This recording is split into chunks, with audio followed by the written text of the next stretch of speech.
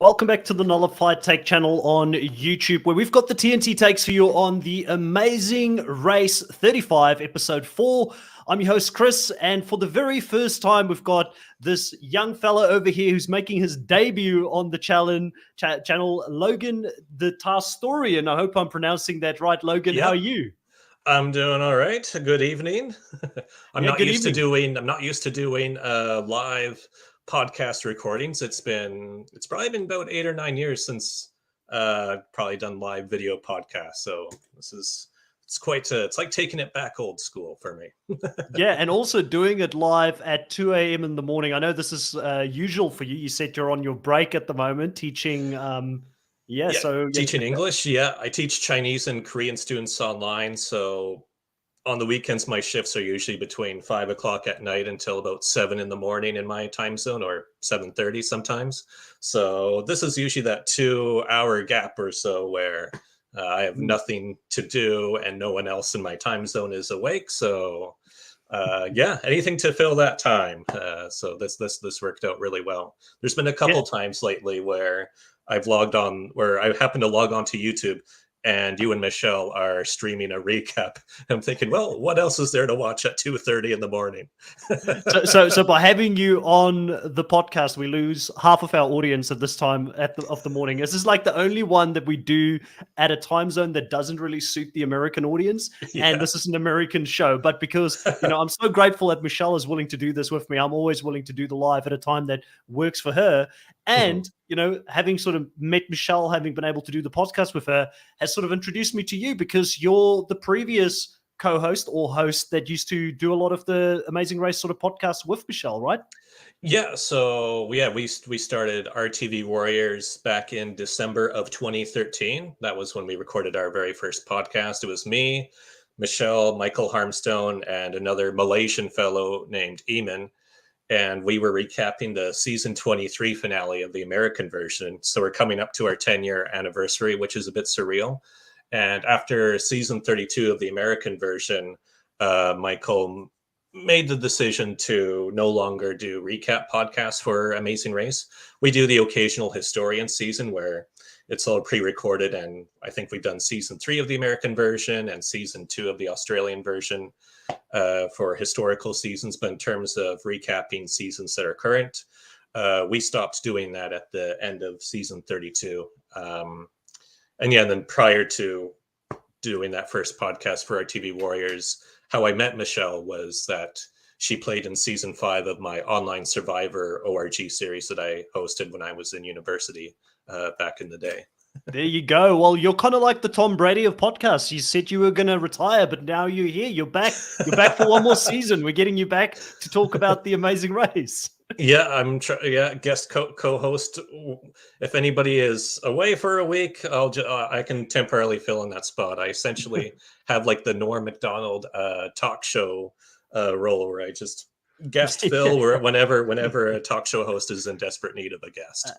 We appreciate it. At one point, I think we're going to have to get you and Michelle on the same podcast just for nostalgia alone. To have you both on the same podcast. And Michelle normally makes me look a lot better because of her knowledge of the Amazing Race. I've watched it from the first season, but Survivor is the thing that really sort of ignited reality TV for me. And then obviously I've watched The Amazing Race, Survivor, Big Brother. We spoke a little bit about that before we went live. Not so much Big Brother in recent seasons, and the challenge is just taking over a lot of my passion because I feel like they're doing so many things right in its current state, but I'm sort of new to the challenge. So you would see on this channel, we cover all of that. So trying to keep all the information in my head and be very good at remembering who went fourth in season, 30. I couldn't tell you, but apparently you're the man for that. That's why you've got the title Tasturian. Apparently, yeah, that was just a self-assigned title. Because there's always debate, like who is the most knowledgeable about Survivor in the community or Amazing Race. And in my opinion, the person who probably knows the most information about these shows is probably somebody who doesn't even engage on social media, because all of that time they invest into getting into all that knowledge would be disrupted by engaging on social media. So it's probably 100%. somebody that nobody even knows, I can guarantee you, would probably be the most knowledgeable and could whip anybody at a Jeopardy game of reality TV. I agree with you 100%, but I have to ask you, as someone that, gave yourself that title, as someone who's very passionate about The Amazing Race, how is the current season sort of stacking up for you compared to The Amazing Race? Is it difficult because, we've watched it for 35 seasons. We remember the old school seasons. We all have our favorite seasons. Is it difficult for these new seasons now to stack up against it? And how do you feel about the 90-minute episodes? Like, has it helped? Yeah, the difficulty is tough to assess because I've, of course, with the recap podcast Battle Royale, I'm listening to feedback from 28 different podcasts that are covering The Amazing Race this year. And I've heard a lot of it. Do I get bonus points because you're on this one? Oh, yeah, because I'm on it. So, yeah, first place this week for sure. And then I think the reality guys want me to fill in sometime in the near future. Fair enough. Yeah, it's all of these BoJack Horseman, Mr. Peanut Butter-esque crossover episodes. Sorry for derailing your thought process there, but you were sort of saying listening to all these different podcasts when it comes to comparing this season versus the old school seasons, it's quite hard for you? In terms of like the difficulty of the tasks you're talking about. So just as a whole, like tasks, entertainment, the 90-minute episodes, like where do you sit on the season as a whole, I guess? Yeah, it's tough because we're only 4 weeks in, so it's still a little bit early, especially when they're trying to mimic the feel of the older seasons, but on a much leaner budget and a much shorter filming schedule. Because in the first season, back in the 2001, because the very first season of Survivor had a 39-day filming schedule, The Apprentice filmed for 39 days. The very first season of Amazing Race filmed for 39 days. The American version of The Mole filmed for 39 days. That was like, everyone did 39 days. And then as budgets decreased, The Amazing Race changed to hashtag 12 shows, 20 days. That's what Phil Kogan's been advertising on Twitter since 2009. Right. So it's a bit tougher to completely mimic that old school feel when you're doing it on a fraction of the budget and half the time that they used to have back in the day. So it definitely presents some challenges there to completely replicate that environment. Yeah. And in terms of like tasks being difficult, I was thinking about this, especially the past week or so, because a lot of people online were talking about it. And the thing is that with these 90-minute episodes, we're still getting just roadblock or detour, or not a roadblock and just a detour and an active route info. So you have two tasks that are filling the 90 minutes. So to us as the viewer, we're seeing two tasks fill a 90 minutes of footage. So it seems longer to us compared to, say, if it's a 1 hour episode where they squeeze in 2 or 3 tasks normally in the American version, where we only get a few minutes for each task. So we think, oh, that task went by so quickly. But that's because we're seeing a lot less footage. So it's tough to assess if there's really that spike in difficulty. For instance, the roadblock at the end of this episode, a lot of people finish the roadblock within 5 to 10 minutes. Meanwhile, I go on Reddit and I see people say, oh, that's the toughest roadblock they've had in a long time. And there's been feedback where half the teams did it in 5 minutes.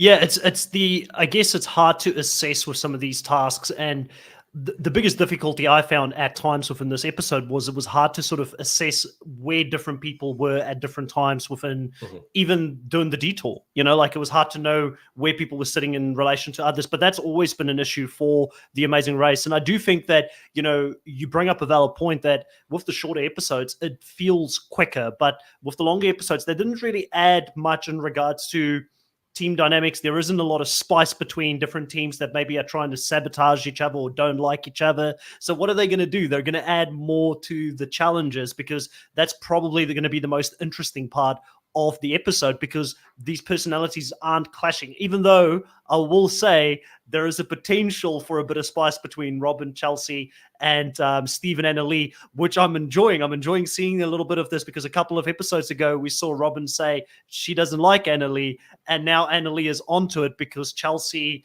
didn't help her in this last episode. Are you loving seeing a little bit of this? Do you miss having teams that maybe don't get along? Because I feel like CBS have been playing it pretty safe in recent seasons for a lot of the shows, right? Yeah, because it adds, if you have tension there, it certainly adds that narrative. The most popular season of all time for the American version is, of course, season 5, and that probably had the most tension. Maybe the only argument I would hear is maybe season 20 of the American version having more tension than season 5. So that naturally just builds a natural storyline that you can play into right there.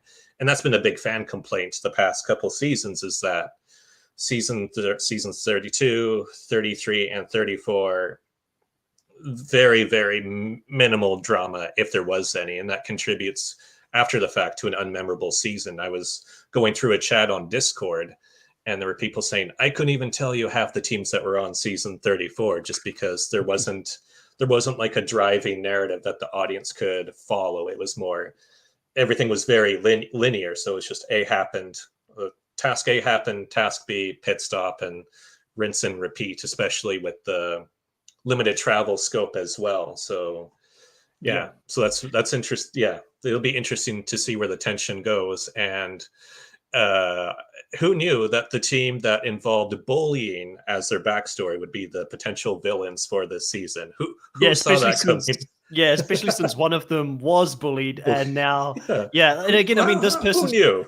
And this person's gone through a lot of stuff as well. So I'm like, there's a couple of episodes ago where I was like, that's kind of bully behavior, but then I'm thinking to myself, they've gone through hell in their personal life, so it almost makes you want to go a little bit lighter on it. And we both have not been on the race. We don't understand the pressure, the stress that comes with that, and how that will potentially take you out of your comfort zone. Just before we continue on with that, I want to say hello to a few people here in the live. Andre Lee is in the live, asking if I've read my DMs this week. I haven't, Andre. I apologize. I will read it soon. It's been a really, really busy week at work. So I've just started a new job, learning not only learning my own job, but also the people that are reporting through to me. I've got to learn their job at the same time as well. So that's stressful and a lot of things to take on at the moment. So I'll read it through the weekend when I have some time, I promise. And then Jonathan Gray here says, "Evening, boys. Driving now." Oh, the confessional dude.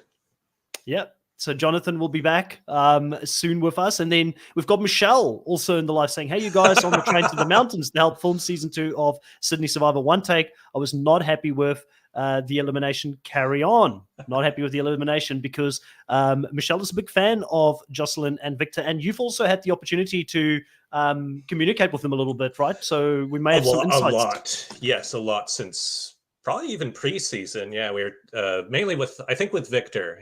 I've been chatting a lot with Victor almost daily because, of course, I've spent a lot of time in Asia the past 4 years. My time is pretty much split half and half between here in BC and then going to Southeast Asia or East Asia every year. So we talked a lot about that. Victor has also watched the foreign versions of The Amazing Race, so he's seen Amazing Race Asia and China Rush. So we had some conversations about that because I met the host of Amazing Race Asia in person when I was in Singapore a few years ago, and I've met some of the Amazing Race Asia contestants in the Philippines as well as in Singapore too. So it must hurt so much more. It must hurt so much more when you know someone and you know the level of fandom that is there with Victor playing this, seeing him not succeed here, but he had the perfect start. They had the perfect start to the season. They won a couple of legs right off the bat. Yeah, well, yeah, they still got to do the show. So it's funny because I'm always notorious for saying, wherever anybody finishes, whether it be Survivor, Amazing Race, The Mole, I just don't get really too invested in that. I feel like I'm always watching these shows as a producer rather than as a fan. I think I have a lot more different perspective on that. So when they got eliminated, sure, I was probably talking to Victor more than anybody else in the cast, but it was I didn't. They still got to do 4 rounds, which is 4 rounds more than thousands of people who have applied. They've certainly got some unique stats and some unique achievements. They won a couple prizes, so even though it was only 4 rounds, that's a lot of people that I have personally met at different fan events over the years, at different reality TV events. You have no idea how much they would sacrifice to be on these shows. They would probably cut off their arm to be on some of these shows. So yeah. I mean, my co-host Michelle, your previous co-host, she would love to be on the show. I don't think she would love to be out in one of the first 3 spots because I know she's very competitive, but I know just having the opportunity in the first place is such a great privilege. And, they had that opportunity, especially doing it in the US where competition is fierce to get onto these shows, because I'm sure they don't just pull from people who directly apply for The Amazing Race. They're probably looking at people who are also applying for Big Brother, people who are applying for Survivor. They've got one big talent pool that they're competing with, right? To just get on the show. Yeah, it actually reminds me of a brief story from when I went to Hearts of Reality last year. So I went to the Amazing Race 34 finale in Miami. I flew there. And then Hearts of Reality, the big charity event for Give Kids the World, they had that 2 days after the Amazing Race finale. So I hopped on a bus from Miami to Orlando for it. And Alex from season 27 of Amazing Race, and now he's more famous for being on Naked and Afraid. So when I went there were a bunch of season 32 contestants who listened to my podcast during that season and know me really well. So I was talking to them in line, and I befriended 2 women who were local in Florida. So they were ahead of me in line while I was catching up with Kaylin, Haley, and Will and James. And they went ahead and talked to Alex. And then a little bit later, they came up to me and said, "Oh, a lot of these, bunch of these contestants actually know you." And they were telling me that when they were talking with Alex, that Alex told them that back when Alex was on The Amazing Race, he was the second team out. And there's a lot of contestants, the super fans, who go on who get really crushed if they go early. And Alex and Adam were definitely big fans of The Amazing Race. So when Alex was eliminated early, I don't even remember doing this. This would have been back in fall of 2015. But apparently I went out of my way to private message him on Facebook, I guess. And I said, "Hey, hang your head high. Don't feel ashamed about going after 2 legs.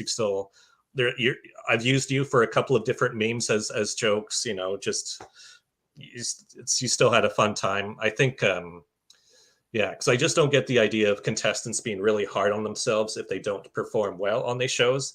It's okay if you don't do well. It's okay if you suck. It's not if there's hundreds of contestants, somebody has to really suck in a season. So it's a good way to look at it. And I think, there's I know we haven't even gotten into the episode yet, but it's a fascinating conversation because I can relate to a lot of what you're saying, even in the sense, like from a Survivor perspective. Like I've said, I've been the biggest Survivor fan since it ever started. And, at one point I probably would have been able to say I was the Survivor historian, but I'm definitely not anymore because I've got too many shows and too much things and probably spend too much time on social media as well to have all that information retained. But the one thing that changed for me when I started podcasting is I started looking at it as a show. I started looking at it very much similar to what you said, especially because I main host a lot of the shows. I now look at it, well, is this entertaining? Maybe I don't like a character, but now I do like that character because the producers did a good thing in casting that person to get a certain emotion out of me.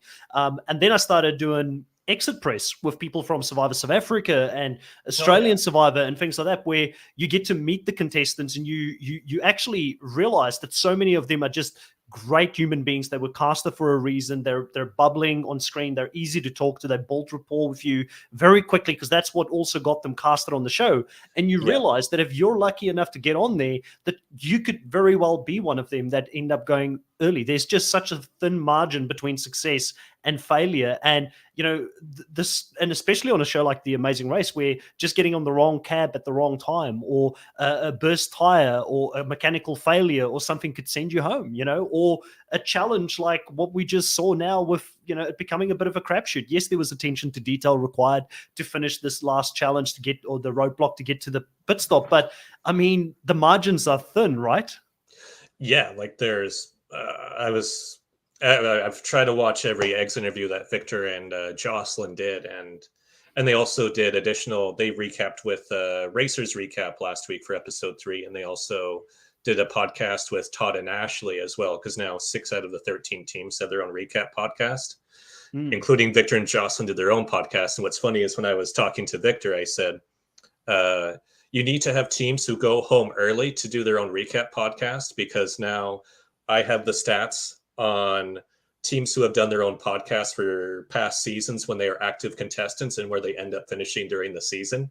So, for instance, Derek and Claire did their own recap podcast for season 34. Kim and Penn did their own recap podcast for season 33. Will and James did their own recap podcast for season 32. And they all eventually won. And I think the lowest placing team that did their own podcast finished in 5th place out of the past 3 seasons. So I said, you have to convince the lower place teams to do their own podcast. So Victor said, yeah, maybe I'll ask some people. And then Victor and Jocelyn did their own recap podcast starting a couple of weeks ago and started going on Racers Recap and Todd and Ashley. And I'm thinking, well, Victor and Jocelyn really played that well. That joke was definitely played on me. They started their own recap podcast knowing they went home early just to throw everyone off, because now 6 teams out of the 13 have their own recap podcast. So I'm thinking, are they just going to keep throwing people off by making every team do their own recap podcast as a joke now? Probably just will, because I threw that out there. Yeah. Let's have a quick look here, and more of the comments coming in. Sandy saying, hey guys, I haven't watched the episode, but already know the team eliminated. So sad. And then also says The Amazing Race Asia, more like The Amazing Race East and Southeast Asia. And then also says, team can also be twist screwed like Ethan and Jenna in season 19. Yep. Double elimination twist. Yeah, a couple of franchises have used that. Yeah. And Andre says that he's been watching Joel and Garrett's podcast as well. So there is, I'm very famous for this, Logan. I get very, I get tunnel vision when I do a podcast. Like I used to consume a lot more podcasts before I started doing my own one, but I've got that opinion that especially for me as a host of the show, that kind of have to direct the flow of the podcast, that if I do go and listen to other people's content, it's going to be stuck in my head and I'm going to probably go in a direction that's not authentically how I want to do the podcast. Yeah. So because of that, I actually don't listen to a lot of these things. Yeah, because I feel like it will have an influence. I really do feel like it would, but I don't mind it if there's someone that comes into the show, like for instance on the challenge, Kahuna, my co-host, he listens to a lot of challenge podcasts and sometimes we'll bring nuggets into it, but he doesn't direct the flow of the chat. So I think that in that regard, it still stays authentically the nullified take, but he can add a little bit of spice here and there whenever it's required on the show. But let's talk a little bit about the episode as a whole, since we're about 22 minutes in, and it's been fascinating to talk to you about the wider challenge, what got you into it, and sort of what your feelings are in regards to the show at this point. This was 2 fascinating legs, because we did get the mega leg. They didn't call it the mega leg. It's just continue racing. It's the same thing. Tomato. 2 different legs. It was just, it's a CBS marketing ploy. It's a cool hook if you say there are no non-elimination legs this season, except episode 3, but don't count that as a non-elimination leg. Yeah, it's just one mega leg or super leg, or just keep racing, basically, as they said in this episode. But we saw a lot of different teams move up and down during this time. Steve and Anna Lee, they came really from nowhere. And even when they were at the airport, when we started seeing this friction between Rob and Chelsea, Steve and Anna Lee, in no way, shape, or form did I think that by the end of this massive leg, we would have them as teams 1 and 2. So that's some spicy storytelling that is starting to come together. I'm hoping we get a payoff for that. I like how there's always this. This is the second time in the American version that an all-female team of moms is feuding with a father-daughter team, because that also happened in season 5, and the feud also came out of nowhere there. It's a personality clash, and I mean it's not by mistake either. You know that they're doing their psychometric tests and the personality tests on different people, and if they do it right, they'll get at least one or two people in there that maybe will clash if they're actually out there playing the game. But clearly it's a personality thing. They come, and again, I'm not American, so I don't know how much of a beef there is when you come from different states and you hear someone with an accent from a specific state. Maybe some states annoy you a little bit more than others. Yeah, Tennessee versus Iowa, they just do not get along for whatever reason. Is this where they're from? No, I just made that up. Just pick the two random states out of a hat. Yeah, Wyoming and Alabama. You bring a Wyoming in and an Alabaman. Oh ho ho, oil. It's on. It's on. Unless they're like randomly backpacking in the middle of Asia and they come across each other and that's the only other American there, I'm sure they'll get along. But not if they're traveling within the states. There's some real beef over there, between these two states. You heard it here first. Hot take, the nullified take, the TNT take of the episode. Tennessee and was it Wyoming? Don't like each other. Yeah. But yeah, what a great way to start this. With Steve and Annalie having had barely any sleep, apparently about 2 hours of sleep, because they were lucky enough to also jump forward and was able to get that early sort of ticket into the docks when they were in the previous episode. So they're running on pure adrenaline at this stage. And I've got a lot of respect for Steve. He's doing well for an older guy. Like, how does he sort of stack up in your estimation at this stage compared to other older sort of contestants that we've had? Because sometimes, older gentlemen or women, they can struggle to keep up with the young kids out there, but he's doing well. Yeah, they rarely cast anybody over the age of 50 on The Amazing Race anymore. I think the last older team we had was Bill and Kathy from season 19. And then after that, the age really, really dropped. So this is the first season where I've noticed a jump in people who are over the age of 40. Over the age of 40 is considered ancient on the American version of Amazing Race. And I thought, aside from looking like a tomato from the heat stroke in southern Vietnam, he's handling himself quite well. I was waiting for him to pass out at any moment, but he really hung in there as like a trooper. I think he made the right decision also not going for the physical detour and getting an opportunity to catch a breath. Because, a lot of people probably won't know this. And I just want to acknowledge this here from Andre. He's saying Kiwis versus South Africans. Now, I'm a South African. Kiwis are New Zealanders. And we've got a very famous rugby feud, which is playing out right now. Springbok both New Zealand Springbok versus the other one. All Blacks. Against the All Blacks. So I'm very impressed by that. So both South Africa and the All Blacks are playing in different semifinals of the World Cup. Has anybody pulled any grass? Pulled any grass? Yeah, like the blade. There is a clip I saw when these two teams played, I think, where a player pulls out blades of grass when they were doing the haka, and then then they picked the guy up and pitchforked him into the pitch at the start of the match. No, I haven't seen any of that happening, but it's all on at this stage between those two teams because they're both in the running to win the World Cup, and they're both trying to become the first team to win it 4 times. So the most successful teams in the history of Rugby World Cup. So there's some serious beef happening there. Lovable Nick is saying notifications still letting you down. Well, you're here now, and to be honest, we have been talking about a lot that doesn't necessarily relate to the recap, so you still have some good juicy tidbits as well. We'll talk about those mattresses very soon. But yeah, so very good work here from Steve, keeping up. Obviously, they've got to get their cab right. I do want to talk about, obviously being in Vietnam. I'm assuming you've traveled through Vietnam as well. Were you aware that? Yeah, so were you aware that they were the second biggest coffee producers in the world? Because that came as news to me.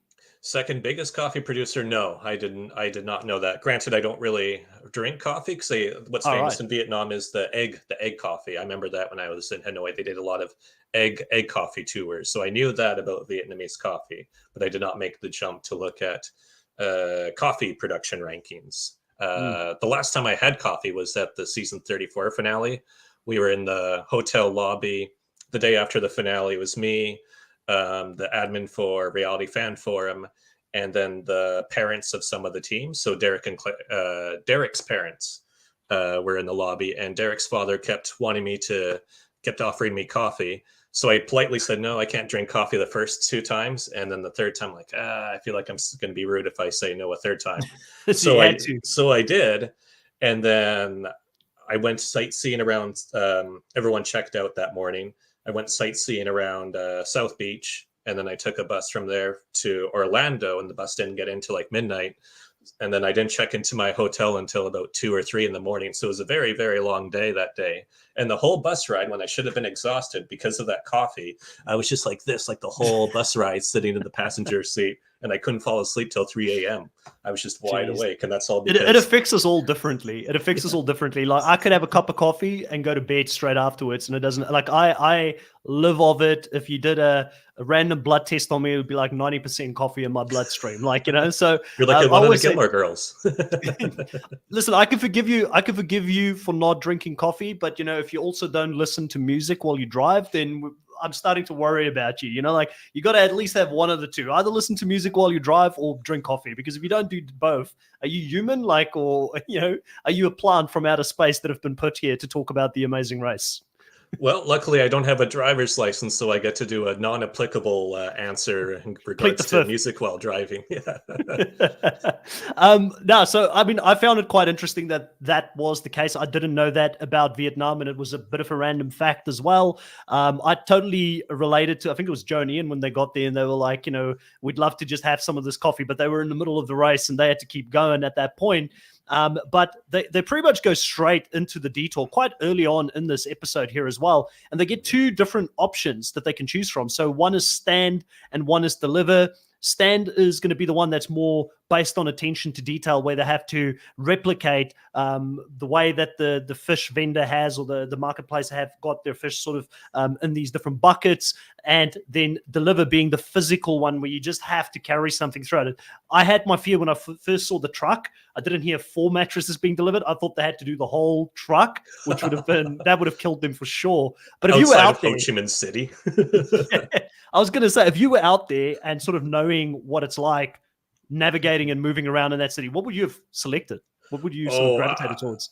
As somebody who's gone through, who spent a few days in Ho Chi Minh City, I would not be lugging 4 separate 66-pound mattresses in, because they checked the pit start for Stephen Annally was at 8:56 a.m. and then this leg, I know, finished right around noon. So probably this specific mattress task was probably about 9:30 or 10 o'clock in the morning. So in outside of Ho Chi Minh City, that sun's going to be beating. And for people who are watching this and don't grasp the nature of the humidity there, I've been to about 63 countries now, and there are 3 cities that I have in the eyeball sweat club, where after a few minutes of being outside, I can feel sweat in my eyeballs. One would be Ho Chi Minh City, one would be Singapore, and the other would be Santa Marta in Colombia. Those are the 3 most hot and humid places I've ever been. So if you can take that into account, lugging 4 66-pound mattresses at 10 or 11 o'clock in the morning and just outside of Ho Chi Minh City, outside, is not going to be a pleasant experience. Yeah, listen, so I would choose fish.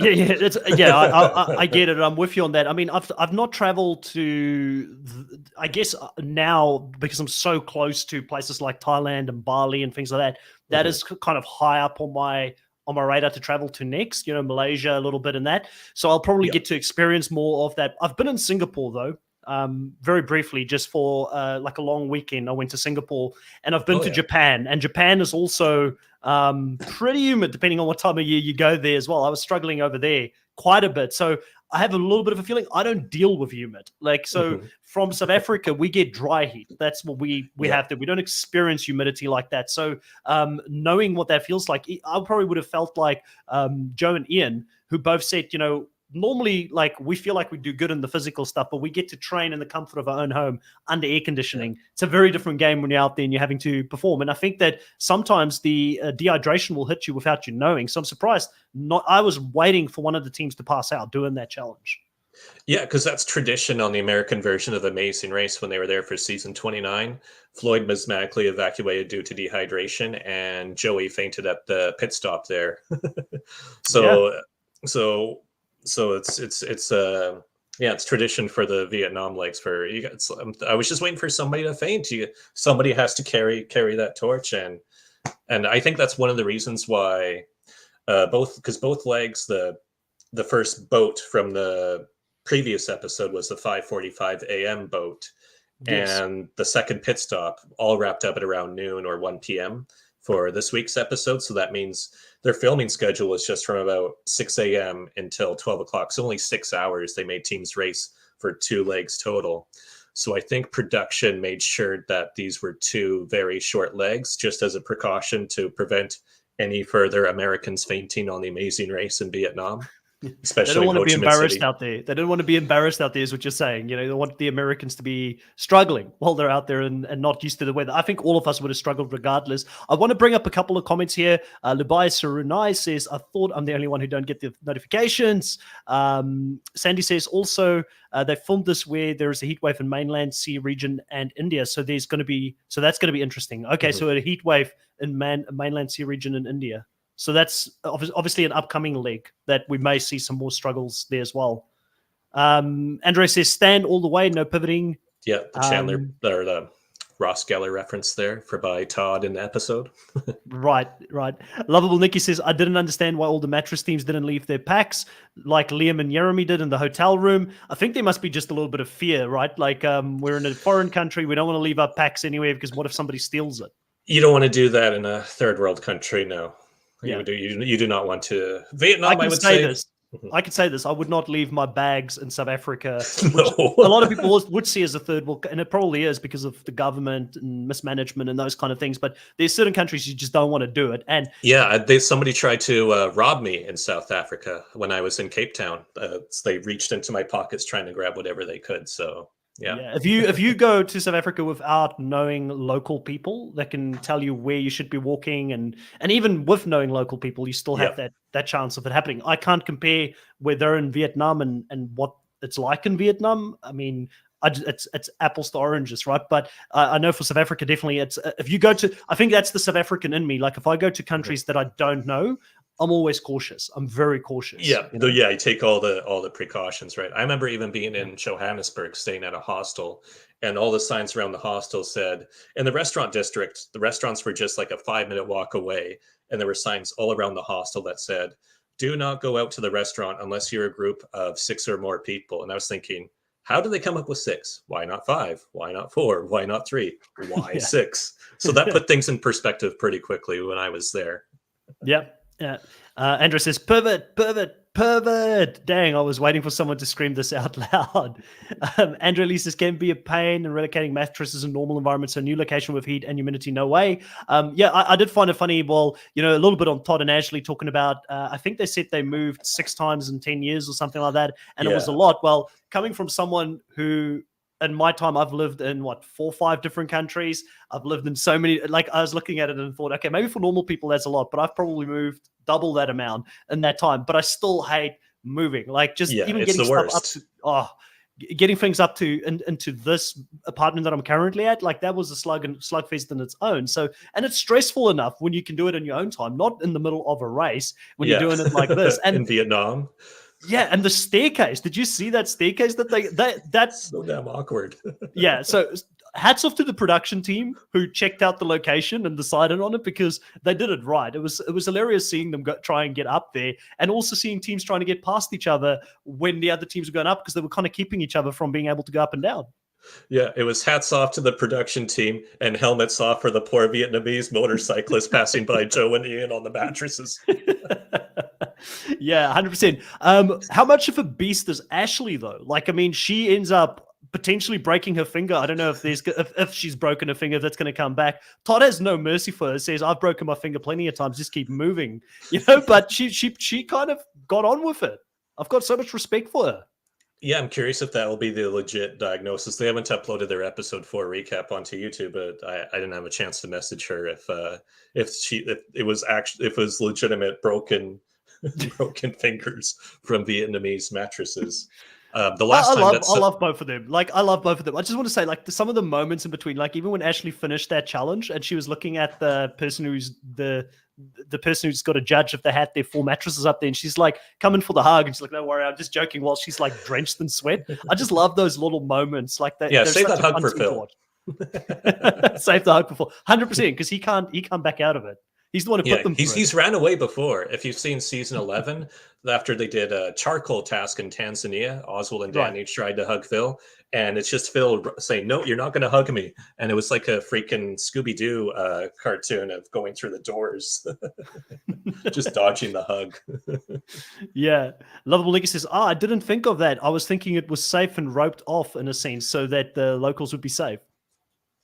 Yeah, I'm curious if Herman, because there's the infamous security guard for Amazing Race, Herman, who's always involved over the years.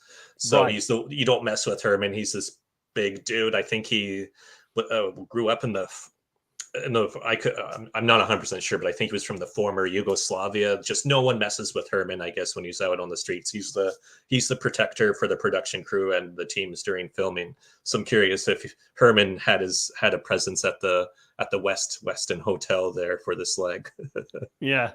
Andrew Lee, I still haven't watched The Amazing Race Australia because I haven't had time, but I've seen the big promo where he tells his sister to just get over it. At this point, I'm actually, because I'm not even in social media, I don't know how, I haven't been spoiled on anything for The Amazing Race Australia as of yet. I'm assuming you're watching it.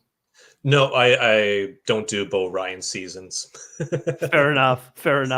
He's not everybody's cup of tea. I'll say that much because yeah, I think it's a very, very Australian humor specific in the way that he sort of hosts the show, and also because I've seen Bo through his rugby league career and do Bo Knows Best, which was his big show prior to that. I kind of get his personality and how he is, but he's a lot more actively involved as a host compared to others, right?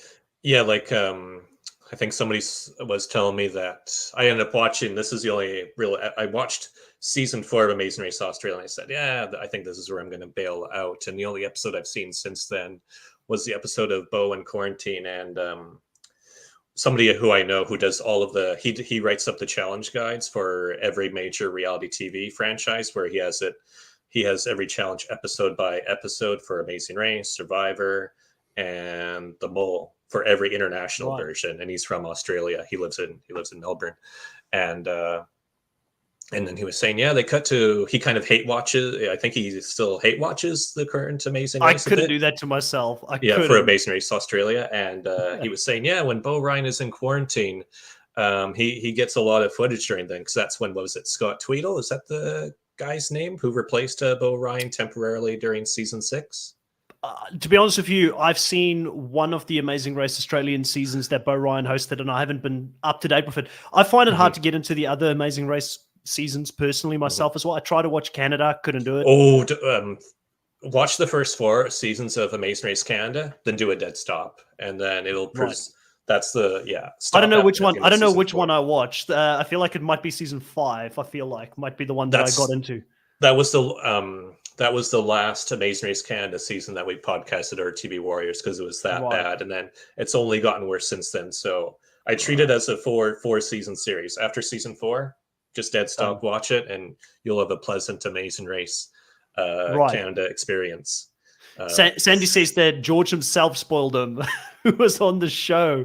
I don't even know if I should bring that up. I don't think Channel 10 watches the podcast, so we should be fine. No, Eureka Productions is not invested in the nullified take. No. Labaisa Nice says, but I like the Amazing Race Australia this season. As a Malaysian, they go to Malaysia Leagues right this season. Okay, the chat's going wild at the moment. They just spoiled a task for you that legitimately happened this week in Amazing Race Australia. Right. Well, I gotta watch it now. I want to see how they got there. You know, I feel like I'm invested. But coming back to this episode and specifically talking about you're getting the feel of this. So Michelle will tell you this is exactly what it's like podcasting with me or Michael. A lot of tangents. Oh, no, it's fine. I don't mind it, but it's chat being naughty. Chat's the one I'm like, why are you guys getting us to talk about the Amazing Race Australia? You know, this is going to happen on Sunday evening with Michelle. I think she's back. If she's not back, we'll definitely have Kahuna and Tom and Verity talking about the Amazing Race Australia on the Nullified Take, and then you should definitely bring up some of these comments. But I think chat's being naughty. They're trying to get me invested. in the Amazing Race Australia so that I have to watch it and get onto one of the podcasts. I feel like that's what's happening. Just watch the first 2 seasons when Active TV produced it. And I'm actually the primary source for a lot of the unaired material for season 2 of the Australian version. I chatted with a lot of contestants and I interviewed some of the teams because there were a lot of unaired tasks that happened in season 2. So if you look at the Wikia fandom page for season 2 of Amazing Race Australia, I'm the source on a lot of those tasks, and I reached out to some of the businesses that were involved during season 2. Great. Well, I'm going to give you an opportunity towards the end of the podcast to also plug whatever you're doing, because I know you still do a bit of blogging and all that kind of stuff. You can point people in the direction if they want to go check that out later on. But getting back into this episode, so I think that's the 4th time you said that. on the delivery side of it, who else impressed you? Because I feel like another team that did extremely well was Liam and Jeremy, right? Because they had to come from pretty far behind. Their whole thing was, we were told we were dead last. What are we going to change for this league? Not a damn thing. We're just going to continue to do the things that we've been doing that got us to last place. But, you have to, I was laughing at it because I was like, it's gotten you to the position that you're currently at and you're not going to change. But there is something about them staying cool, calm, and collected throughout the episode and beasting out those mattresses, weighing as much as it weighed. And they got 2 of them up there at the same time, which was a pretty good effort. Yes, 66 pounds, and they got 2 up there at a time. And they did it, I thought, they were smart to bring 2 of them at a time, but leave 1 at the base of the stairwell. I guarantee you that probably saved them a solid 10 or 15 minutes. And on top of that, somebody in a live chat mentioned that they took off that they left their bags in the hotel room, just banking that, taking that risk that nobody was going to go in and do petty theft on their bag. So, and I think when you're in last place, I'm sure it's a lot different thinking than if you're in first place, where you think, okay, we have to take some risks here, especially if they know that the first half only took 3 hours to film. They figure that it's like being Jack Bauer in 24. The clock is running down quickly on you. You've only got 3 hours to catch up and potentially make up enough time where it's, especially when the team that's second to last won the first 2 legs. So you feel like your margin of just slow and steady makes you not lose the race isn't going to cut it. You have to take some risks and just hope that it's going to work out for you. And it certainly did for them in this task. Yeah, it's interesting because they did end up going there, but a lot of the teams that were sort of back of the pack ended up choosing to do the stand challenge instead. Steve and Annalie was out there. Obviously, they were first going into the stand, but then most of the other teams that were sort of chasing or trying to get into that front pack and win the leg outright, they ended up going for deliver. They ended up sort of using their power and trying to sort of beast their way to the top. But I will say this, that in the stand challenge, there was a lot going on there with the eels, right? Because a few people were struggling with it. How are you when it comes to handling seafood, anything that's fresh that may be moving and things like that? Are you okay? Because it seemed like there was a lot of people who really struggled. Like, I'm going to call out some people here. Greg and John. I think it was John who was struggling throughout that. The brothers. Slimy song that's gone viral on Instagram. the boy can sing. I'll tell you that much. Like, he's got some pipes. Like, he can sing. I was like bobbing and weaving a little bit to it, like when he was singing. Like, they could definitely make that viral. I could see that. Milena had a very tough time out there with Andrea. Andrea being, once again, the MVP of that team. She just gets stuff done. I've taken, even after the first episode, I was thinking Milena's a big wild card where she's not the best decision maker. And that's just going to be inevitable with some teams where one person is just going to be much better overall compared to their teammate. And that seems to be the case here, where Milena said, I want to do the mattress detour. I want to do the sword play. And then it's Andrea who has that logic of, wait a second, I think we should do the fish task. And knowing that they were in last place, from Milena said, I don't want to touch the fish. And Andrea said, we can't mess around here. It's just get it done. Yeah, get it done. And also she was the one who clutched it out for them at the end as well with the roadblock. Yes, the roadblock. So I feel like she's absolutely carrying that team. I'm a big Team Pink fan. Like, it started with Lulu and Lala, and the tradition is continuing on with Andrea and Milena this season as well. I like for some other reason, the Team Pink always has like the positive vibes. They bring that little bit of a spark. This episode, I don't think Milena was feeling it. She had no positivity going on, but Andrea had to use a little bit more brute force to get her through the challenge, and she was successful in doing so. Robin and Chelsea seem to do pretty well throughout this challenge as well. I was impressed by Victor's ability to just name all of the different fish that were out there. Like he not only did he know what they looked like, he knew the names of it. Yeah. Again, that's a indirectly related. Everything somehow relates to grocery shopping in these 4 episodes for him. Oh yeah, we sell rice paper. Oh yeah, I sell these fish. Oh yeah, let's do this shopping list in Thai. Yeah, the production on purpose give them challenges, put them in Asia so that would help. Give them a lot of like grocery shopping types of tasks, so that would help. Do you feel like they egged them on? They try to get them to make it past these opening legs. Yeah, it's going to be interesting because now fans are going to say, "Oh, see, the first 2 legs were a complete fluke because Victor had this advantage." But the thing that gave him the initial advantage was an English word puzzle in LA. That's how they got on the first flight. So it wasn't even. I don't think you go grocery shopping for the words "City of Angels" to get ahead there. So that would be completely independent of that. That got them into that lead. Plus, they didn't. Well, they temporarily went for the express pass. They did eat some of the bugs, but that didn't get shown on TV. And then get first place from there. And then his knowledge of Thai is very, very minimal. It's just he knew how to speak with a Thai accent. I think he said his Thai knowledge is equivalent to like a 2-year-old, I think is what he said. Wow. And then, of course, he's from Laos, but he hasn't even been back to Laos in almost 30 years, I think. So he didn't really have that much of a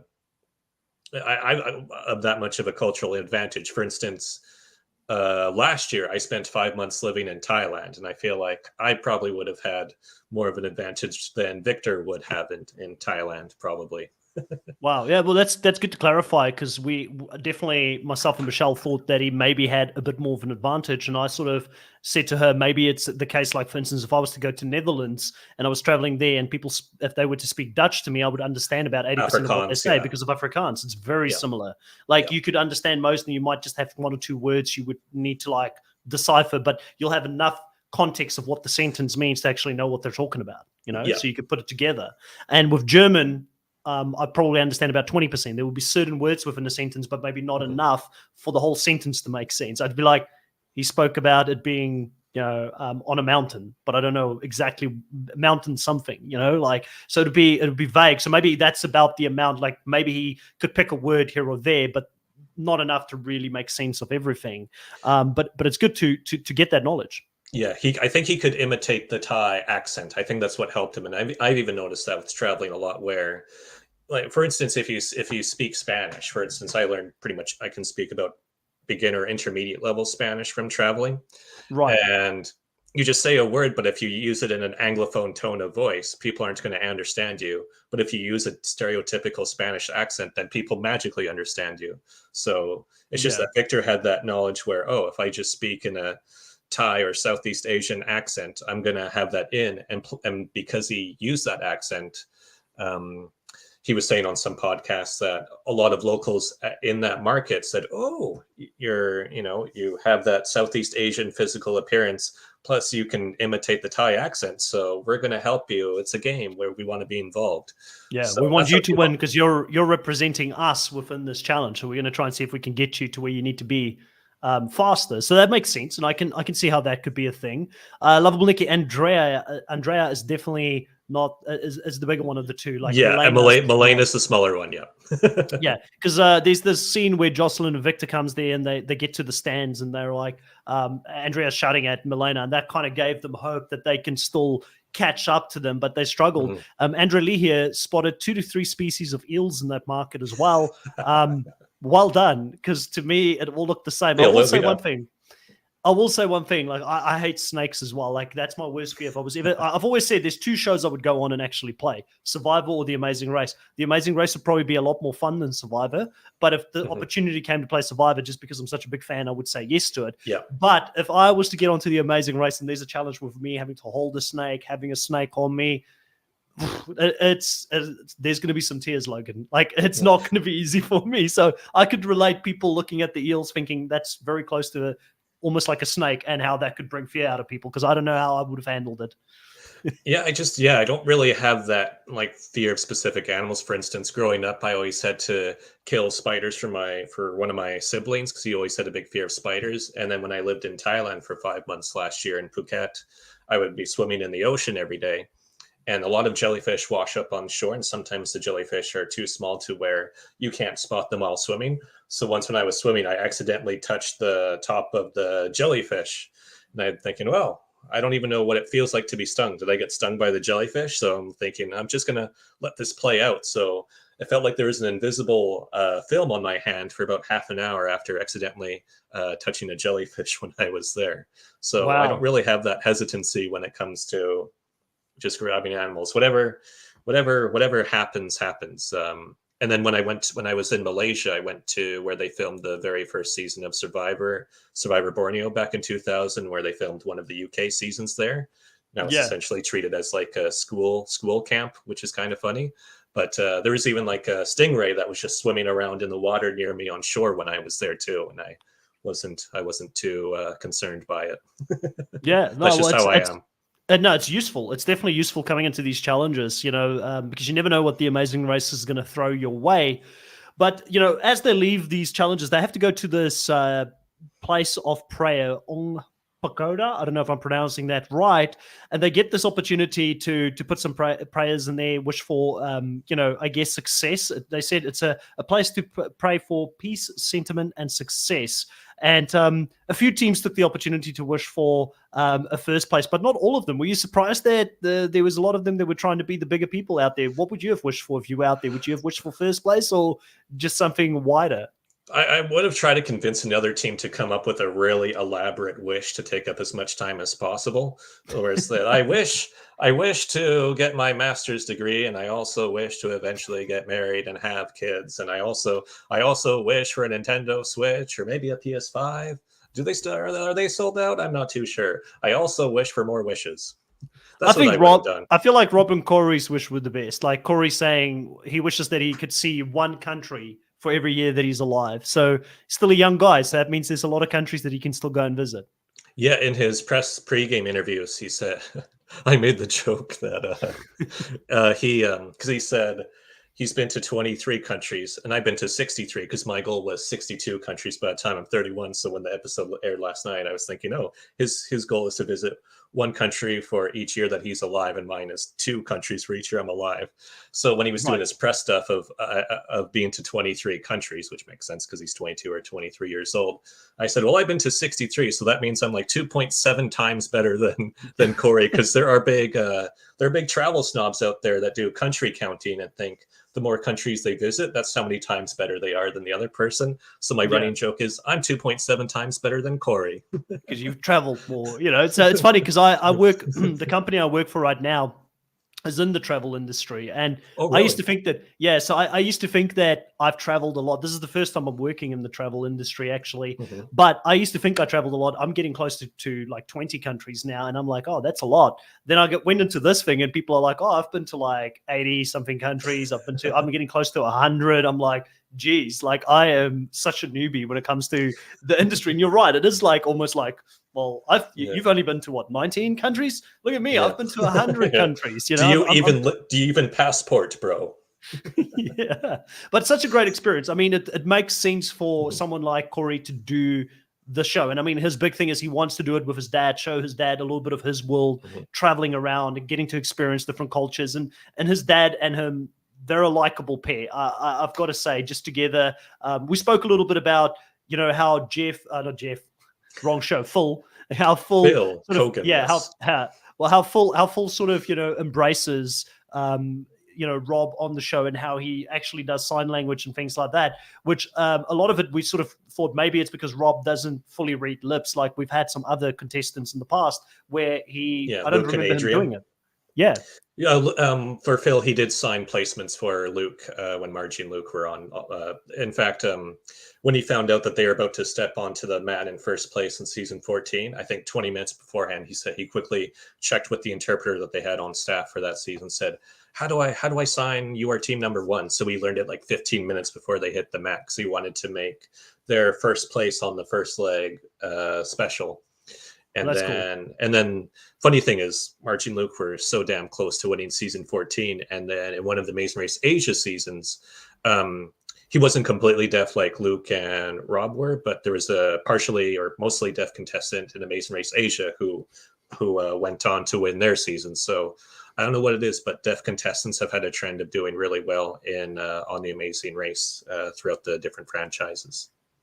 Michelle and I spoke a little bit about that last week, where we said it has to come down to the fact that when you're deaf and you lose one of your sentences, your other sentence, your senses, your senses actually sort of gets heightened through that. Like, for instance, I think that Rob probably has, he's got to see more with his eyes because his eyes is kind of like his ears. So because of that, Amazing Race is a show about recognizing patterns, looking for the attention to detail a lot of the times and things like that. And probably this is a superpower that people have that are deaf compared to normal people, right? Because they have to use other senses to get through it.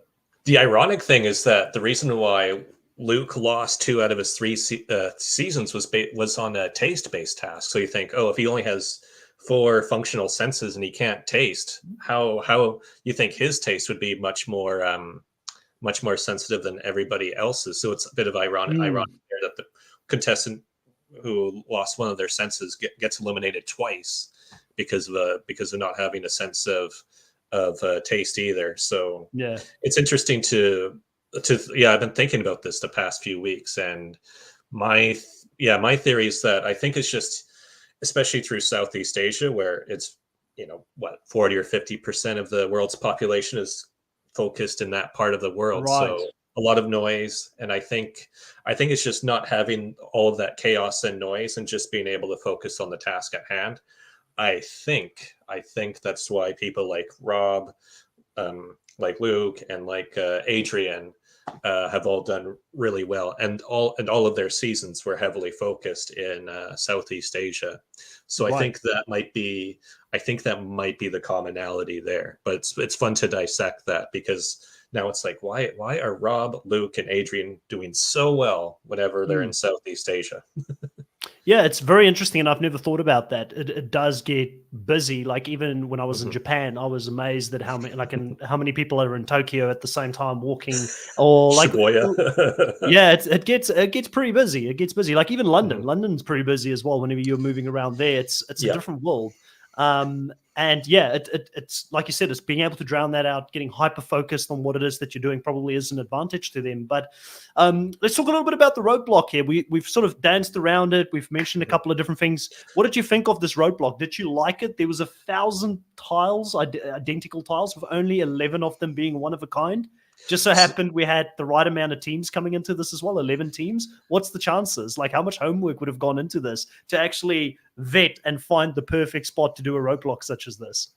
Yeah, and then I guess there were some inconsistencies with this roadblock. There were some issues with it because not everyone got the same tile. There was a similar issue in season 4, episode 2 with the Venice roadblock, where you had to match the masks, and everyone had different masks, which impacted who finished where. And ironically enough, the team that finished last on that leg in season 4 went from first on the first leg to 11th on the second leg because of that roadblock. So here we have a team that went first down to 11th or 10th and 11th as well, and because they got indirectly screwed over by a very similar task, because everyone had their own unique tile to look for. And apparently some of them had paint blotches on them, I guess, to where it didn't perfectly match up if you were going by it. So you had to it's like playing an online reality game of Survivor, where you have to be like, okay, this doesn't quite match up, but the challenge is due in a couple hours. So I have to put myself in the brain of the host or production to figure out what they consider a matching tile. So there's that metagame there, which I think would really throw off the racers there. And that apparently impacted Victor's. He said that in some of the exit interviews. That's what screwed him up at the roadblock.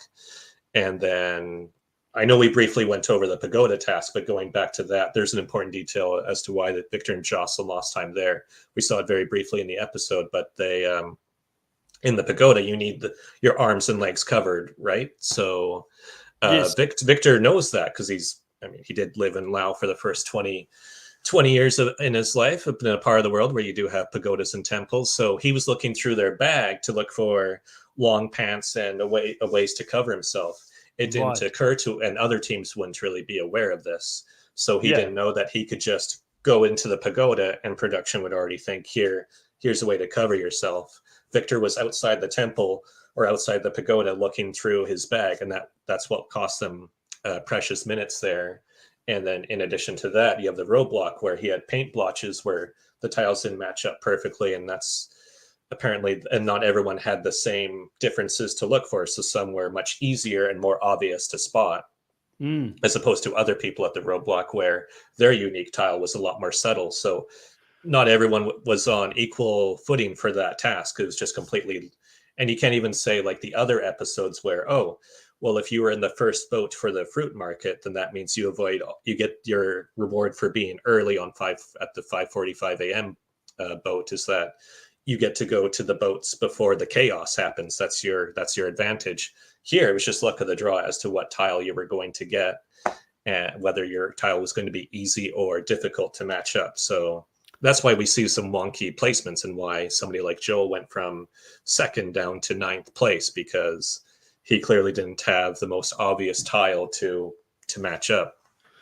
It's an interesting point that you raise. A couple of things here. Obviously, Victor's knowledge of the location and the fact that the pagoda sort of is something that is sacred and that you need to cover up actually counted against him there. Yeah, because his knowledge. Yeah, he overthought the situation, and like having ignorance. Ignorance was bliss for the others in this moment. The counter argument that I have in regards to the tiles and why I kind of like it. Now, firstly, I don't know.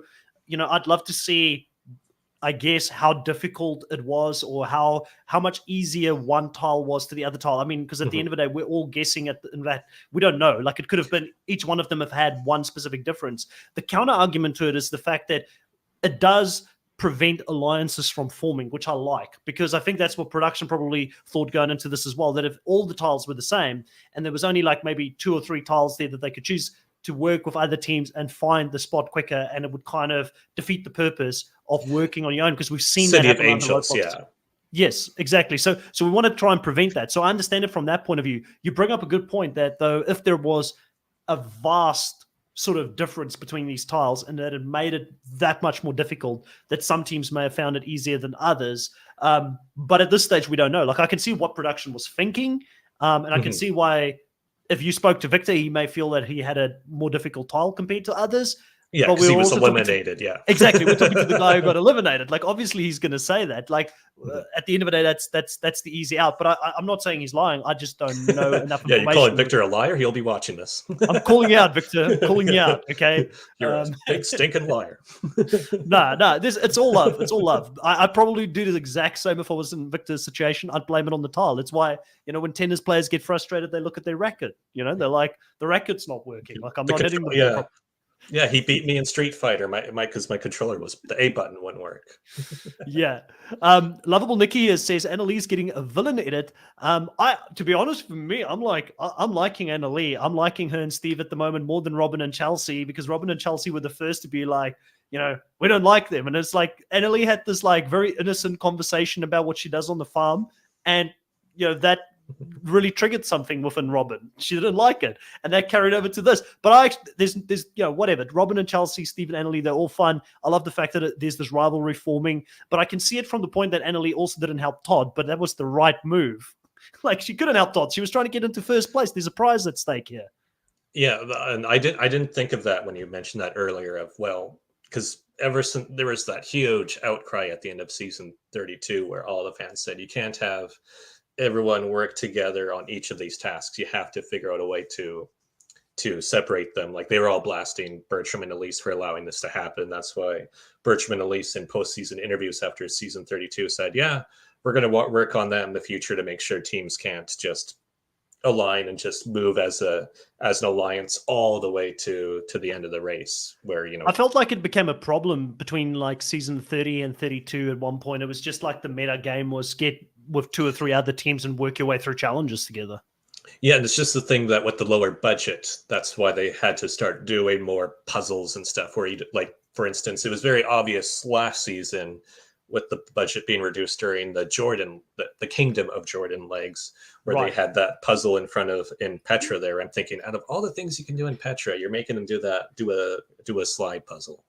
Yeah. So now that's why And also, I I also think they were very scared because it was like still in the COVID lockdown or COVID restriction time that they were doing it. So they're probably very scared to, like, the fact that we got to go to Jordan while that was happening was actually a bonus in its own, to be honest. Yeah, now we're not going to be going to Jordan anytime soon, ladies and gentlemen, unfortunately. Yeah. No, sadly not. Sadly not. So at least we got that Mhm. episode. And that's why travel can be so unpredictable, right? Like a season can be unpredictable. I mean, if that happened at the wrong time, imagine something like that happening in the middle of a season. Like, what is the backup plan? Yeah, because I think they've had that happen. My Historian they have? cap is on, but yeah, with sudden unrest or natural disasters, they've had to pivot. Yeah, it's like the Pee Wee Herman word of the day: pivot. Yay! Yeah. Where they've had to pivot to go to another country at the last second. That's definitely happened. And then because people won't believe that. For instance, in the Vietnamese version of Amazing Race, they went to North Korea for a leg. That actually happened and then what was it in the American version, season 10? They did have a leg in Ukraine. They're not going to be. People are going to have a tough time believing that happened once upon a time. Well, Jonathan Gray here coming up with saying, I'd like to congratulate Robin and Chelsea on being the 4th team to win a leg after coming 11th after Derek and Drew in the Amazing Race 3, Tien and Jerry in the Amazing Race 4, and Jet and Cord in Unfinished Business. So well done to both of them. Yeah, I was looking up stats on that for if they had the lowest active average of any team to win a leg 4 or later in the season. And off the top of my head, I was thinking, Charlene Mirna, they got like 8th, 7th or so in season 11, because that was a big shock of what they won a leg, and their average I think at that point was 7.75 going into their leg win. And here with Robin and Chelsea, they had a 9.0 average and going into their leg win this week. 22, 27. Yeah, it was 9.0 average. So it was one of those out of nowhere first place finishes.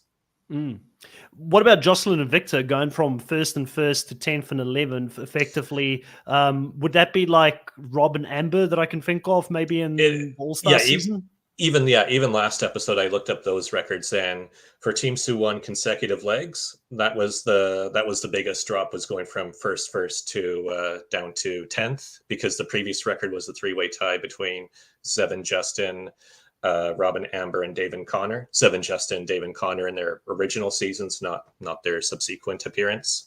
Right. And then going from 1st to 10th period, not including their consecutive leg wins. That was only broken by Amanda and Chris from season 4, going from 1st to 11th at the start of season 4. Yeah. And I couldn't find, I was trying to go through things I knew of international seasons off the top of my head and didn't really find that replicated anywhere. So that record, thought Victor and Jocelyn were second for just leg win down to how much they dropped the subsequent leg. And then they definitely broke the record for consecutive leg wins, and then dropping down to as low as they did. So and they also, and they have, sorry, and then I'll mention one quick record. Go for it. Victor and Jocelyn also have the record for the best average of 5.75 of any team that finished a season in 11th place through all 91 international seasons of Amazing Race. No one's had as low an average as they did for finishing in 11th. Wow. Yeah. it's been a lot of up and down, and it's actually kind of exciting, to be honest, not to have a team out and out dominate this season so far. I mean, there's only been maybe who's the most consistent team at this point? Would it be Todd and Ashley at this stage? Because I kind of feel like they've got 5, 5, 4, and 3, and then Stephen Annally's pretty good, 6, 6, 1, and 2.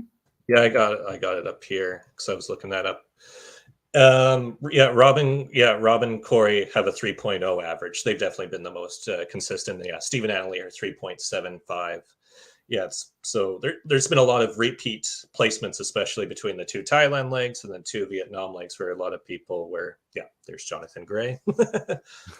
Yeah, 3.0. Yeah. Right. I don't know if I said it first or if he typed it first. I don't know either. To be honest, I Yeah. didn't check. Who's Kiwi got a coming in timer? late to the live here. Kiwi, welcome back to the live, saying I like the old style Booker and flights again. That makes for excitement. I agree, and we've already had some drama at the airport, so I'm definitely liking that. Yeah, then one other stat that occurred to me yesterday was just with everyone's averages, just when's the last time where one team didn't outright dominate through the first 4 legs? So out of the past, since season 20, only seasons 29 and 26 didn't have a team that had an average lower than 3.0 through the first 4 legs. You're living up to your name, the Tastorian here tonight. Like Yeah. you're bringing in the stats. Like it's all going over my head, but that's what we brought you in. And if you're not here, it's Michelle. Like Michelle, if you're hearing this, if you're listening to this later on, you've got some big boots to fill when you come back next week. Because Logan's been definitely giving us all of the history in regards to where teams have placed, which is it is interesting. And I mean, there is something to be said for the fact that we've got this leg right now where people are yo-yoing up and down. No one more so than Jill and Garrett, who went from 7, 7, 9 to back to 9, struggling on this roadblock specifically. Robin and Chelsea got up there, but again, this roadblock, I feel like anyone could have jumped ahead or fallen Just behind leaped so at quickly. any time. Exactly. Yeah, so a lot of teams did it in like 5 minutes, this roadblock, apparently. And I mean, Steve and Annalie were there outright first, so far ahead of everybody else. So it shows you how much Annalie would have struggled doing this roadblock. Todd and Ashley getting third place here, very consistent. Joe and Ian, again, another team that went from 9, 7, 7 to 4th, came from behind to really finish strong. Rob and Corey continuing to do well, obviously the best team so far. Liam and Jeremy as well, coming in there, like pretty much second to last, and then ending up in 6th place. It's a pretty big jump from being 11th to 6th. And that was purely because of the mattress task. That was just them. They've just figuring out that strategy just out of nowhere through 4 legs. We haven't seen any sort of ingenuity or just that race IQ kick in, and then suddenly when it comes to delivering Vietnamese mattresses, that's apparently their specialty. Who knew? That's this skill. Like that's their hidden skill. If they ever need a job, maybe getting into the movement company type of work where they can help people relocate. Like I think that could be a profitable business for both of them if they don't win the million. Yeah, family company. Yeah, family company. Making up for got to make up for lost time. 100%. That's their story. I feel like Liam and Jeremy gets the journey storyline this season. Like I really feel like they've got this journey storyline. It was interesting to hear that their wish was to just get to the end. They don't have to win. So it'd be interesting to see if that actually comes to fruition, if they make it to the end but not win. Yeah, it's kind of poetic that they have the most moving storyline, and it's a task that involves moving things that puts them ahead. Yeah, so true on this one. Let's have a look at what other people are saying here. Sandy says 26 and 29, the Strangers season makes sense. Jonathan says Robin and Chelsea, Liam, Jeremy, Andrea, Milena, bottom 3 on average, 7, 8.25, and 9. Yep. Reality TV Warriors, there we go. They were meant to do Philippines and the Amazing Race 24. Michael Harmstone's in the chat. Damn it. Can we get another? Can we get another old school podcaster to dust off the mic and come onto the channel at some stage? I wonder.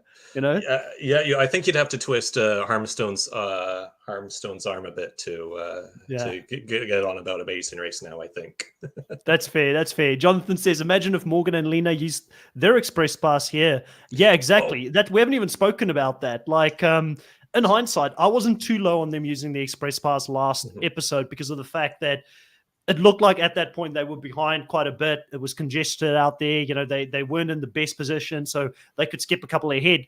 Sadly, they didn't have 20/20 vision. They didn't realize that it was going to be one big leg and that they wasted it on the part of the leg that didn't matter. Like in hindsight, was this a flop? I feel like it may have been, but can you blame them? No, I think this is the most useful express pass usage I've seen because in all the other U.S. seasons where they've had the express pass, the closest that anybody's come to using the express pass to save themselves from elimination was Gary Mallory in Unfinished Business, and I don't think they were going to finish in last place on that leg. It's just the closest anybody came to being eliminated when using the express pass.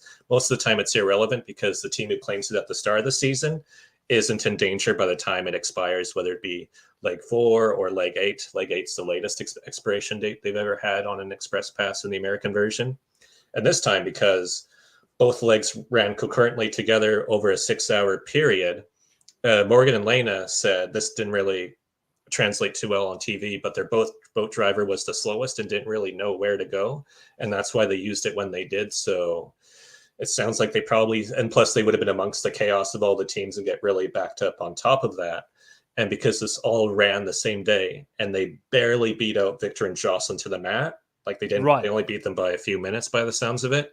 It sounds like this Express Pass is the only reason why they are not eliminated. Wow. Okay, well, there you go. Yeah, they saved the most time on this task compared to any other task. Reality TV Warriors says I've been chatting for ages, but you've been ignoring me. I haven't. I don't think I've seen your chat, but I do know. And you can answer this. There was someone in the chat earlier that one of the mods they muted a chat, so I don't know if it was you earlier. So let me know if you got muted. Maybe I don't know because I haven't seen He any other muted chats. Harmstone as a joke. Like I don't know. I definitely not this account because otherwise I wouldn't be able to see any of the comments coming in. So I don't know if you were chatting on two accounts. Let me know because I do know one of the mods have actually muted one chat earlier on because I think there was yeah. So there was probably an inside joke because he was saying something about you, Logan, and then the mod just pulled it out. So it was probably an inside joke. Yeah, they don't know the inside material, so it's like just block Harmstone right then and there. No way. So that must be what it is. So I'll make sure I'll check it afterwards. We'll unmute you. Curious. They probably didn't know the inside between you. Poor Harmstone sitting in the back giving you grief, and the mods thinking you're like he's serious. Yeah, so he's from, I don't know if Michelle's told you this, but Harmstone's based in the UK, so that's why he would be very much awake right now. Right. Okay, that makes sense.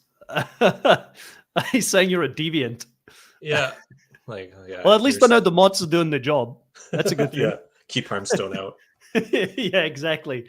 Is there anything else you wanted to discuss? Anything you wanted to bring up about this episode as a whole as we move into the next leg? Did we? Oh, the judge for the roadblock. I don't know if we're aware of this, but Fitbit used to be a sponsor for the Amazing Race in seasons 26 and 27. I don't remember that, no. So Justin and Diana, they won a big prize where they won a Fitbit, and they won based on how many steps they took. That's how much money they were given. So because it was the Poland I remember. leg Yeah, now I 27. remember something about that. Yeah. So because they took like 27,000 steps, they won the $27,000 courtesy of Fitbit. I really wish Fitbit was a sponsor because that Vietnamese judge guy at the roadblock, it would have been funny to see him move because he's running around in Ho Chi Minh City checking 11 teams. That's just brutal. I think there was. I'm sure. I do think there was more than one judge because in the beginning I thought it was the one person, but I'm pretty sure there was more than one judge that was running around. But still, running around in that heat, the way that you get these teams running up to you saying, "Come with me," they're full on sprinting. I mean, Morgan and Lena were pretty. Like Lena was full sprinting to get to that one there because she knew how close it was between her and Victor as well. So hats off. There would have been a lot of steps. There would have been some records broken. Yeah, and him just running around, I was thinking, man, I wonder what his step count was and if Victor, because the pit stop was right there, if Victor actually got it right, or if the guy was so exhausted and on the verge of fainting, they said, just, you're last anyway. You know you're eliminated. I'll prove you. I can't do this anymore. Yeah, no, fair enough, mate. That was, again, impressive, especially for them, obviously being out there, being local, knowing the conditions, the humidity. I'm surprised, really, that we didn't see anybody faint or pass out while they were there. I never really saw them hydrate throughout the whole episode, so I don't know if they were doing this in between legs between. They probably would have had like a little stop. I think who was it that we had on the podcast? I think it was Dusty that was on the podcast a while ago that said that between legs in their season, they actually had like little stops where they had to take like liquids and things like that too. Even with the mega legs, they actually stopped it. There was like some time between before they kept racing. I don't know if this season was the same. No, they didn't. They didn't stop them apparently this time. I think they stopped for, I don't know if it was part of the leg itself, but they said they stopped for a very quick, very, very quick bite to eat. But I don't know if that was just their own decision because of how long because of it being a 6-hour day. And for the later teams that flew in from Bangkok, they didn't get the chance to go anywhere and rest up. The boats were leaving almost right after they got to the marker there. And then on top of that, that's another interesting thing about this episode is that the reason why specifically Victor and Jocelyn, I believe, said that they didn't search for that extra 5:45 a.m. slot, 'cause there's a lot of speculation about that, is because they thought they were forbidden from doing so, that it'd be considered tampering, because in season 14, leg 9, there's an issue with Marca and Michael where they got a 2-hour penalty for tampering with the detour equipment. So it sounds like maybe teams were hesitant to look through the other slots that they didn't think that they necessarily were allowed to, because it would be considered tampering to look for that 5:45 a.m. slot. So better to ask for that's their forgiveness defense. than permission. Better Yeah. to ask for forgiveness and permission is what we've learned. And that's where Annalise got a little bit of that edge, trying to get that better time slot out of there. Jonathan's asking Robin and Chelsea for the U-turn targets, especially since there is a U-turn vote coming up.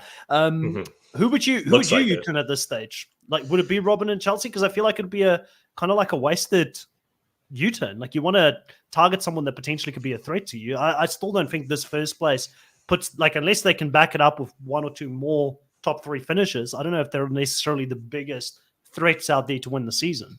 Yeah, because there's not really enough data, because the team that just went home won 2 out of the first 4 legs. And then Steve and Anna Lee won leg 3, but then they dropped a little bit at the roadblock there. And then Robin and Chelsea of all teams won leg 4. So I don't think it'll be necessarily a strategy of stopping who you think is the strongest, since there isn't a super clear contender yet, and they're all on relatively equal footing. So it'll probably be just whichever team is the most antisocial. And I think it's going to be that reason why Robin and Chelsea get U-turn, because they seem to be the team that isn't really getting along or interacting too much with the other teams, because that happened in season 29.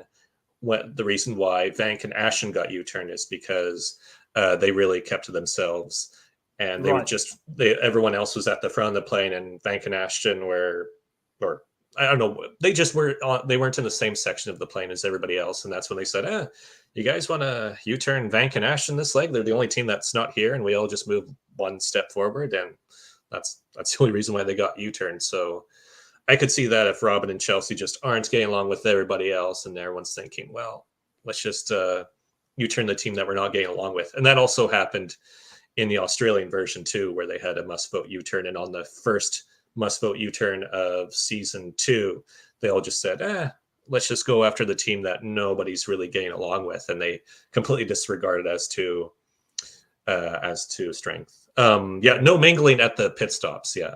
But in terms of on the race course, teams have had the chance to interact there. Yeah.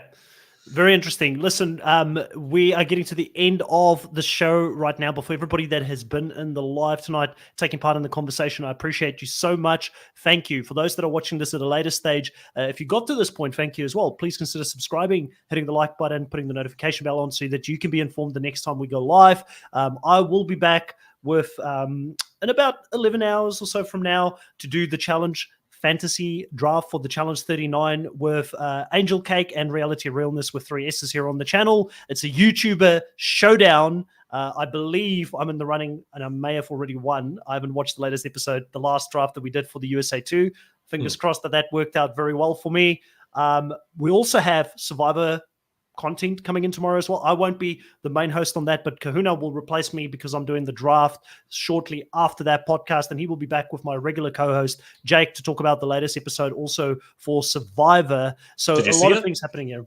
Yeah, I've seen Survivor. What's your thoughts? You liking this season? We've been recording for an hour and a half, and I already heard somebody else quit during the period of us recording.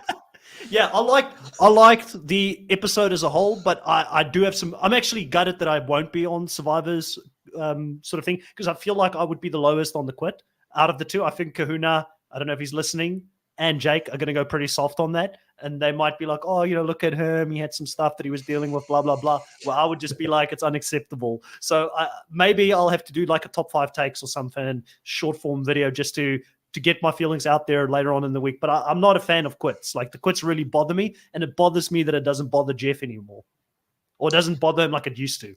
Yeah, that's more of it's more of a production fault if you cast somebody who quit. You gotta catch that in casting. Now we've had 2 people quit in equal to or less than and from the same tribe. Anybody who ever quit in the US version. Yes. And from the same tribe. And I've known the guy, Brandon. I've known him for like 14 years online. So I was a bit surprised to see how he played out on TV, since I've known him for such a long, since 2010.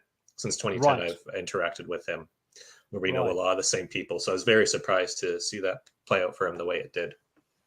All right. Well, maybe we get you in on a future Survivor recap as well. If you've got time. I've had a lot of fun today talking to you about the latest episode here of The Amazing Race. Like I said, see you guys next week. We should have Michelle back as well. Thank you for watching. Bye.